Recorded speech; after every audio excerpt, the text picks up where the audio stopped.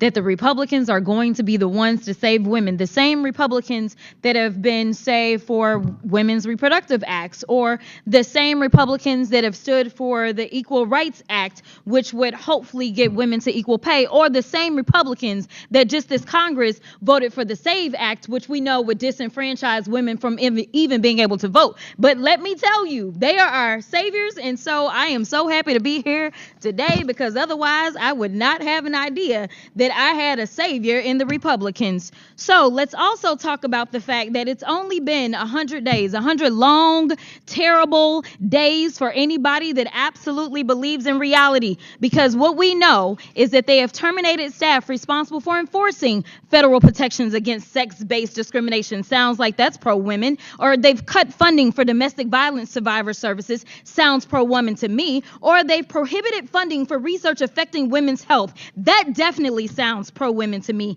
Essentially, they closed the Department of Education's Office of Civil Rights. Again, sounds like they are fighting for us.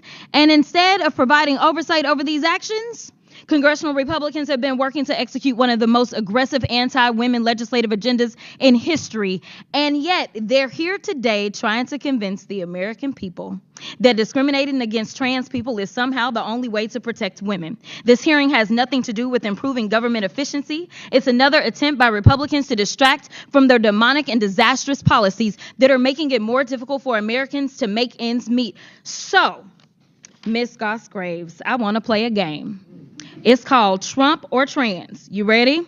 Okay. So I'm going to ask you a question, and I want you to tell me whether or not it is Trump or trans people that are responsible. You understand? Got it. Okay, very good. The first one, gutted medical research.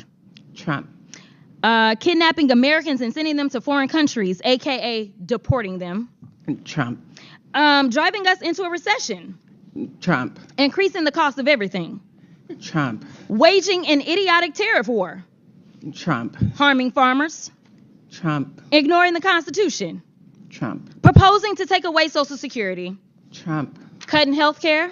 Trump. Firing government workers who keep our country safe. Trump. Encouraging an environment of hate and divisiveness. Trump. Thank you so much. This committee could be engaged in actual oversight of fraud, waste, abuse, and mismanagement. So let's talk about waste. Like Trump's plan to spend almost $100 million for his little birthday parade. Or how he spent 25% of his first 100 days golfing, costing taxpayers tens of millions of dollars. In fact, it's a little bit over $30 million at our last estimation. In fact, President Trump is on pace to spend more than $1 billion of taxpayer dollars just on golfing. Yet the Republicans have been silent.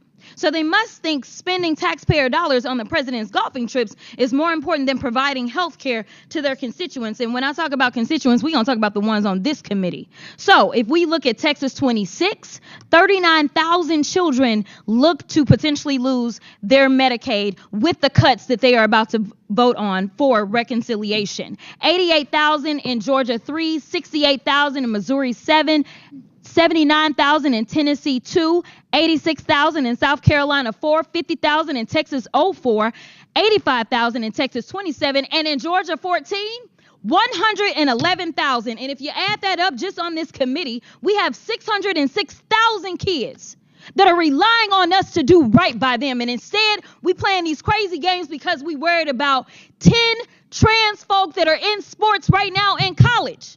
I wasn't elected to be engaged in these fights. I was elected to make sure that those kids, the kids that they are about to neglect with these terrible votes that they're about to take, I was elected to protect them and to make sure that they could grow up and have all the opportunities. But let's keep on track.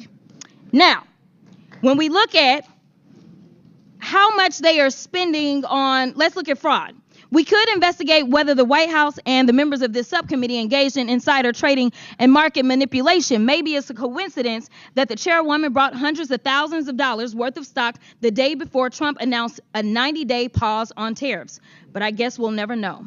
So finally, let's talk about abuse. Like how the Republicans have let Elon steal data of Americans and his competitors to make himself even richer. Look, don't let these hearings distract you from their destruction. This is rage baiting instead of conducting oversight over the issues that Americans actually care about. And with that, I will yield.